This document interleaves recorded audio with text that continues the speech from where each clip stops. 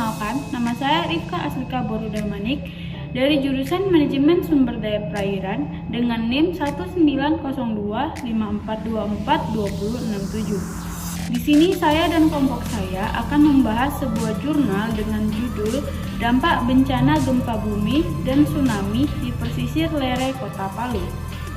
Baiklah, tugas video ini merupakan syarat untuk memenuhi tugas dari mata kuliah Resiliensi dan Mitigasi Bencana Pesisir dan Pulau-Pulau Kecil, di mana dengan dosen pengampu Ibu Winnie Retna Melani dan Bu Deni Sabriati. Baiklah, untuk mempersingkat waktu kita akan masuk ke dalam materi. Pesisir Lere merupakan kawasan yang rentan akan bencana. Hal tersebut dikarenakan pesisir Lere berada di kawasan selatan Kota Palu, yang mana daerah tersebut sangat rentan terhadap tsunami. Dikarenakan pesisir Lere ini merupakan kawasan yang rentan akan bencana, tidak heran bahwa masyarakat yang tinggal di daerah pesisir tersebut seringkali mengalami bencana alam seperti hujan deras, badai, bahkan hingga tsunami. Badan Nasional Penanggulangan Bencana atau BNPB mengatakan bahwa bencana tersebut telah merenggut korban jiwa sekitar 2045 korban jiwa dengan kerugian sebesar 18,4 triliun rupiah. Dikarenakan wilayah pesisir Lere Kota Palu ini sering mengalami bencana, salah satunya ialah bencana tsunami dan gempa bumi, di mana bencana tsunami ini sangat memberikan dampak buruk bagi pesisir Kota Lere, seperti kerusakan pada jalan-jalan, tempat parkir, lokasi konstruksi, bahkan pada bangunan yang berada di wilayah tersebut.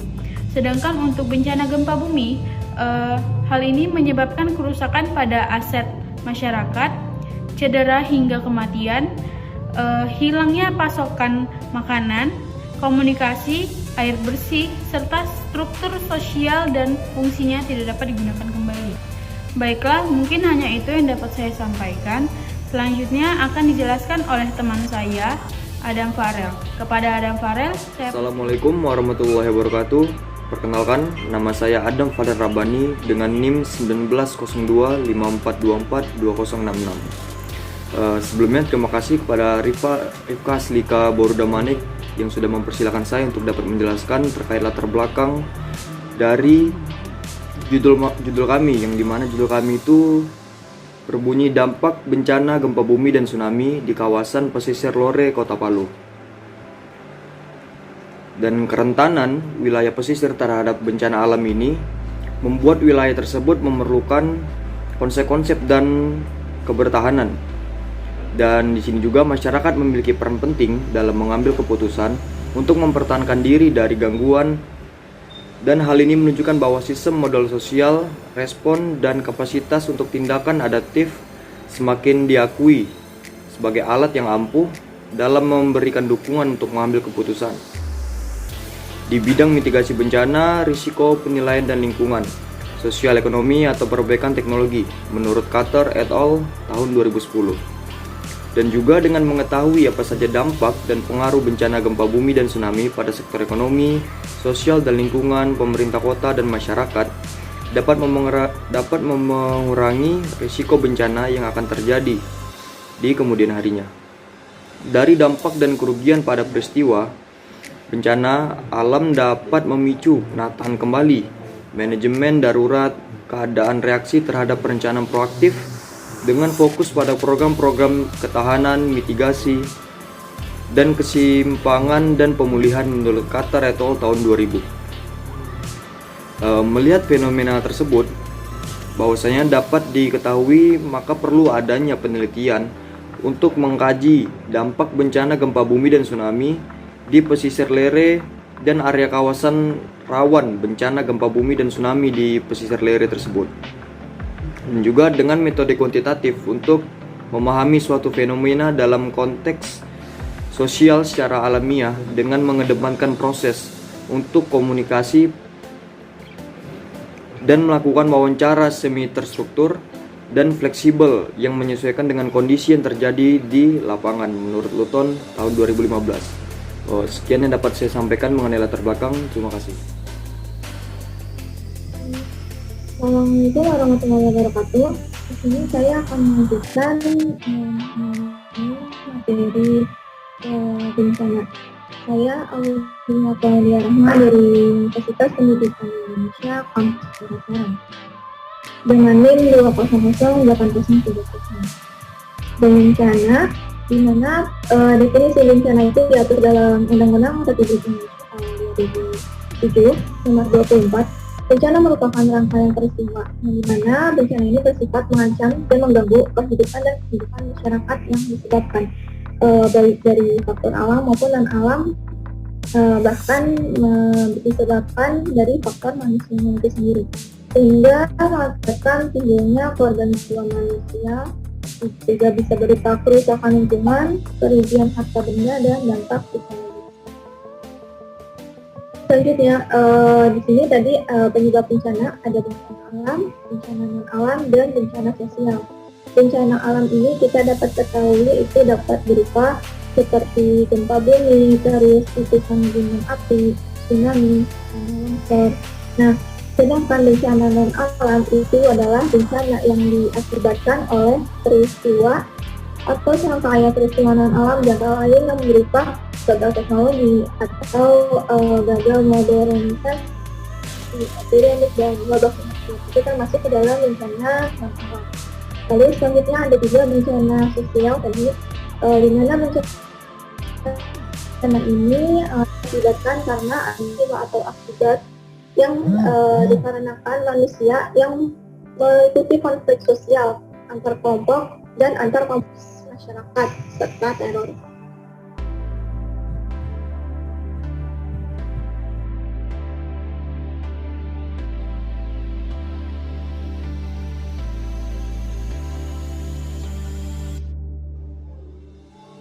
Bismillahirrahmanirrahim. Assalamualaikum warahmatullahi wabarakatuh. Saya Pardi Maulana dari Sistem Informasi Kelautan Universitas Pendidikan Indonesia dengan NIM 2007939 akan melanjutkan materi tentang karakteristik bencana geologi. Nah, di sini saya menggunakan tulisan dari Setiawan pada tahun 2007 yang mana bencana geologi ini dapat disebabkan oleh alam, bersifat alami, dan juga disebabkan oleh campur tangan manusia.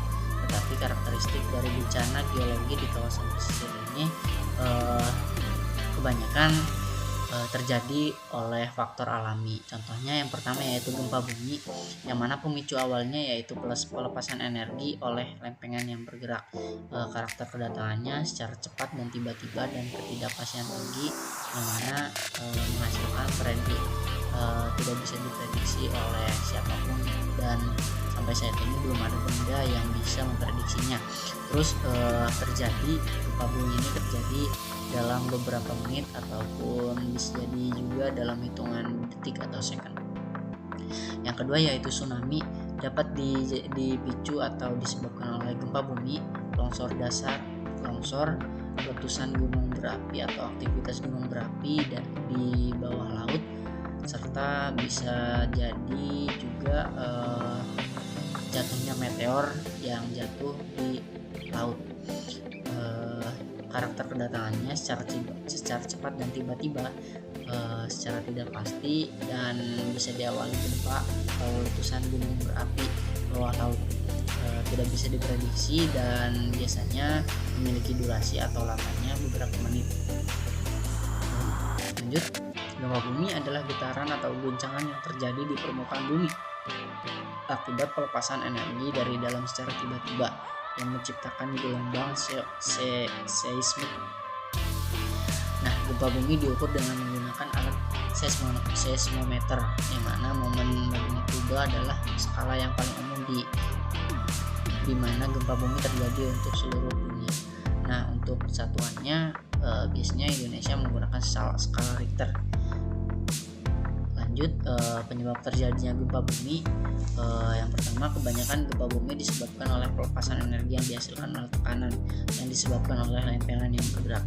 Semakin lama tekanan yang disebabkan oleh lempengan, maka akan jadi durasi yang menyebabkan durasi gempa bumi akan semakin lama.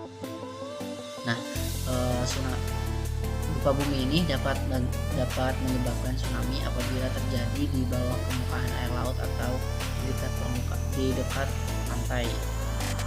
Nah, apa itu tsunami? Tsunami berasal dari kata Jepang, berasal dari bahasa Jepang, yaitu su dan nami. Su berarti pelabuhan dan nami berarti gelombang.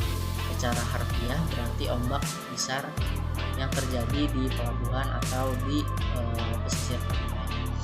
Adalah perpindahan badan air yang disebabkan oleh perubahan permukaan air laut secara vertikal dengan tiba-tiba.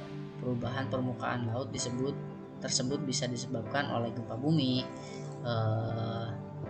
aktivitas gunung Merapi di bawah laut ataupun di sekitar pantai, dan juga banyak lagi. Selanjutnya membahas tentang penyebab tsunami. Nah, tsunami dapat terjadi jika terjadi gangguan yang menyebabkan perpindahan sejumlah besar air, seperti letusan gunung api yang terjadi di bawah atau sekitar laut, gempa bumi, longsor maupun meteor yang jatuh ke bumi, khususnya di daerah laut. Namun 90% tsunami adalah akibat gempa bumi bawah laut. Dalam rekaman sejarah, beberapa tsunami diakibatkan oleh gunung meletus, aktivitas gunung meletus. Contohnya dari Gunung Krakatau. Lanjut, ada gerakan vertikal pada kerak bumi dapat mengakibatkan dasar laut naik atau turun secara tiba-tiba yang menyebabkan perpindahan beban air dengan kecepatan yang tinggi dan gelombang yang besar. Beberapa gempa yang dapat menyebabkan terjadinya tsunami. Nah, klasifikasi gempa bumi yang biasanya menyebabkan tsunami ada 3. Yang pertama, gempa bumi yang berpusat di tengah laut dan dangkal, bisa dari 0 sampai 30 km di bawah permukaan air laut. Lanjut, ada gempa bumi dengan kekuatan sekurang-kurangnya 6,5 skala Richter. Ya, walaupun ada juga gempa bumi dengan kekuatan kurang dari 6, skala Richter yang bisa saja menyebabkan tsunami. Selanjutnya ada gempa bumi dengan pola sesar naik atau pola sesar turun yang sangat cepat, yang mana dapat mengubah badan air dengan cepat dan juga gelombang, dan menciptakan gelombang yang sangat besar ataupun dengan sangat tinggi. Lanjut, apabila kita berada di lingkungan yang terjadi gempa bumi atau tsunami. Yang pertama, ketika di lingkungan kita terjadi gempa bumi, sebaiknya kita mencari tempat terbuka dan tempat titik kumpul untuk menghindari jatuhnya benda-benda dari atas.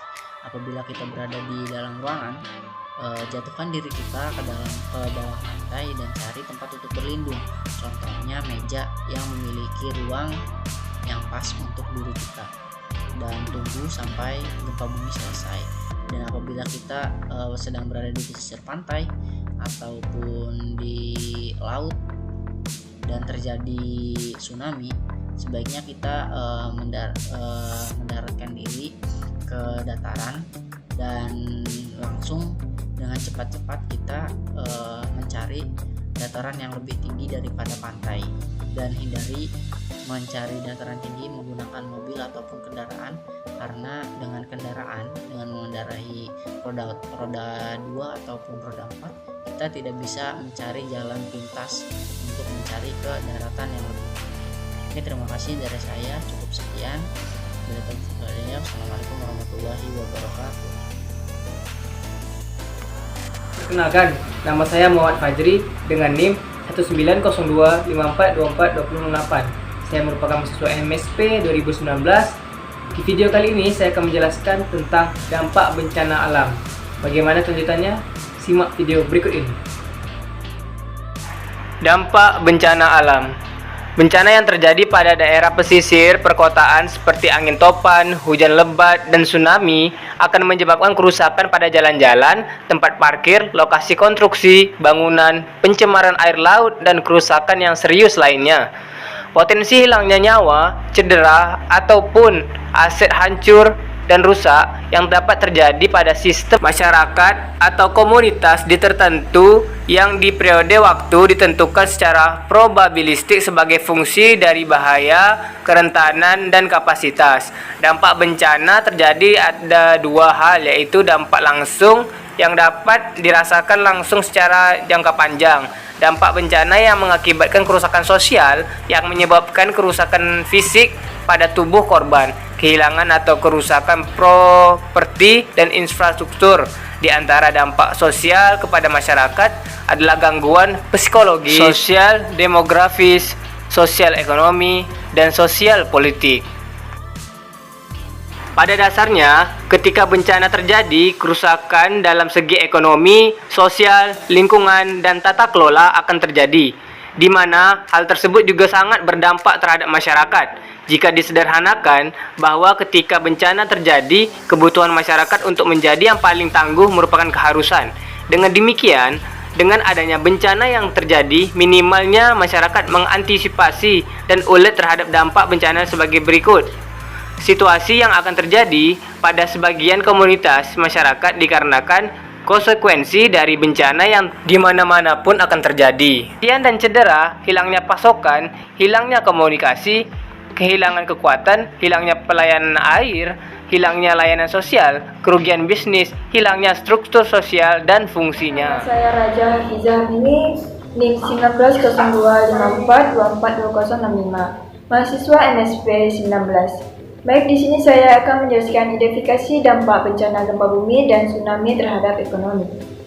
Berdasarkan dampak kerugian ekonomi pasca bencana gempa bumi di tsunami di pesisir Lere, Kota Palu yang ditunjukkan pada gambar 2. Terdiri dari berbagai kerusakan seperti: pertama, yaitu kerusakan aset dengan subjek berupa kerusakan rumah. Yang kedua, bangunan komersial. Yang ketiga, infrastruktur kritis, kerugian ekonomi lainnya. Yang keempat, kerugian bisnis dan hilangnya mata pencaharian masyarakat pesisir yang berprofesi sebagai pedagang. Yang kelima, hilangnya mata pencaharian masyarakat pesisir yang berprofesi sebagai nelayan. Hasil temuan di atas diungkapkan juga oleh LI 2014. Menyatakan bencana yang terjadi pada daerah pesisir perkotaan seperti tsunami akan menyebabkan kerusakan pada jalan-jalan, tempat parkir, lokasi konstruksi bangunan. Abdullah 2017 menyatakan hal yang sama, bahwa bencana seperti gempa bumi menimbulkan kerusakan rumah penduduk, kantor-kantor, pasar, dermaga, dan jalan. Davis 2018 melaporkan bahwa bencana seperti gempa bumi berdampak pada kerusakan aset, rumah, bangunan, komersial, infrastruktur kritis, bertahan hidup. Assalamualaikum warahmatullahi wabarakatuh. Sebelumnya perkenalkan, nama saya Maria Alkipia dengan NIM 28314 dari Prodi Sistem Informasi Kelautan Universitas Pendidikan Indonesia. Di sini saya akan menjelaskan mengenai pengurangan risiko bencana. Dari dampak bencana yang ditimbulkan sebelumnya, adapun penanggulangan atau pengurangan risiko bencana di masa yang akan datang. Dan dapat dilihat dari bencana sebelumnya, yaitu gempa bumi dan tsunami yang terjadi di Kota Palu pada tahun 2018.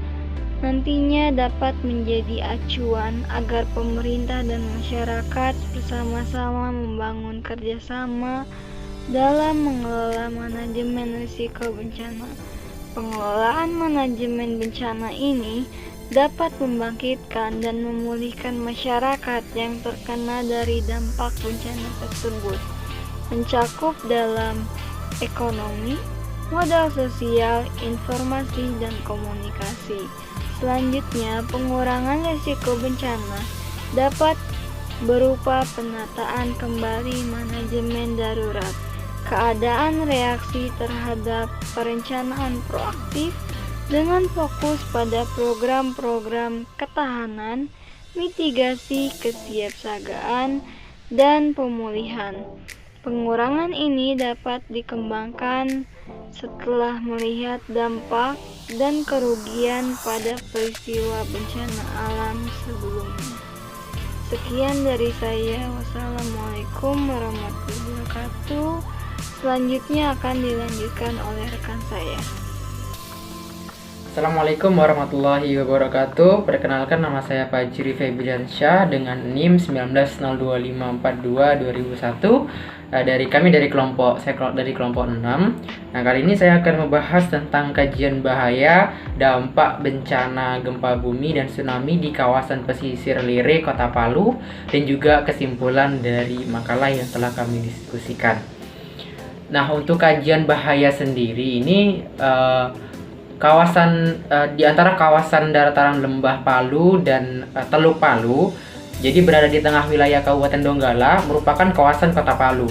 Nah, yang mana ketinggian dari Kota Palu ini sekitar rata-rata 0 sampai dengan 700 meter di atas permukaan laut.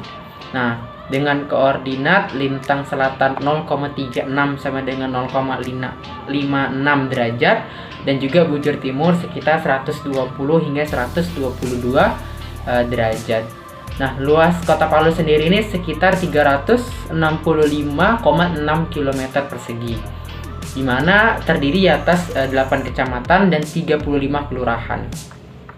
Dalam penggunaan lahan sendiri di Kota Palu terdiri dari 9,8% itu pemukiman, kemudian ada 3,31% sawah, kemudian ada lahan berhutan sekitar 50%, kemudian ada semak belukar sekitar 18,76%, kebun sekitar 10,76%, ladang 1,41%, kemudian lahan kosong sekitar 324%, dan juga rumputan sekitar 0,06%, jalan, infrastruktur jalan sebesar 1,09%, tambak sekitar 0,07%, dan sungai sebesar 1,38%. Nah, ini data yang telah kami ambil dari Serapang et al. Tahun 2009 yang dikaji beliau. Nah, untuk secara umum sendiri, luas bahaya dari kawasan bahaya di Kota Palu ini sekitar 3.558 hektar. Nah, jadi sehingga Kota Palu ini hampir keseluruhan wilayahnya memiliki potensi terkena dari bencana tsunami. Nah, menurut analisis land use case, sekitar 15,72% itu memiliki resiko sangat tinggi. Jadi untuk analisis ini terbagi menjadi 5 ya, sangat tinggi, tinggi, sedang, rendah, hingga sangat rendah. Nah, untuk sangat tingginya itu mencapai skor 15,72%. Kemudian resiko tingginya sekitar 8,13%.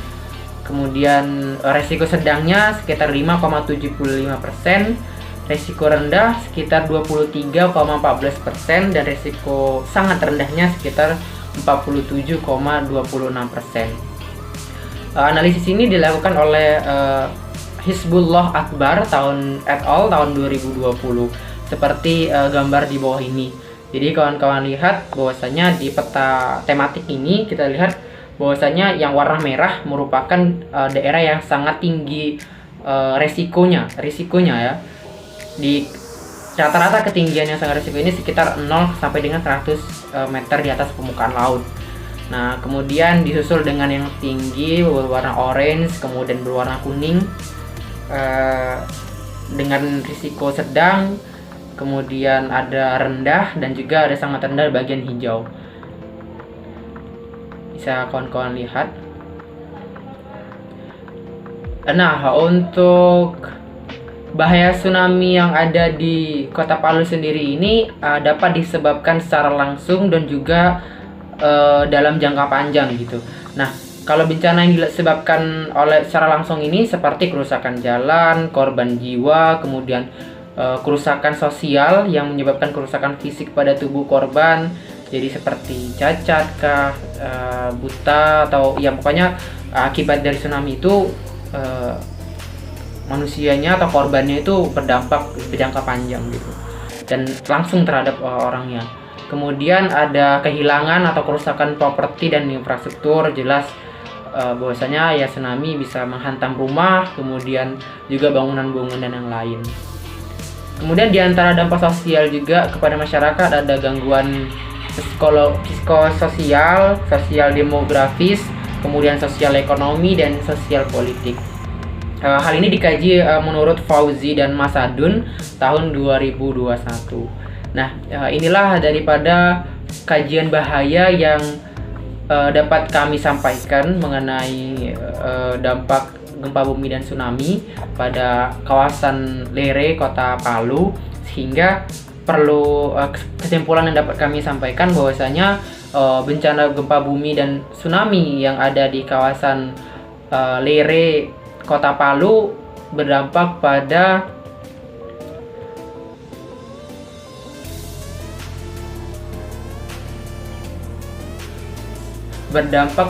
kerusakan ekonomi, kemudian secara sosial juga, dan juga secara lingkungan masyarakat.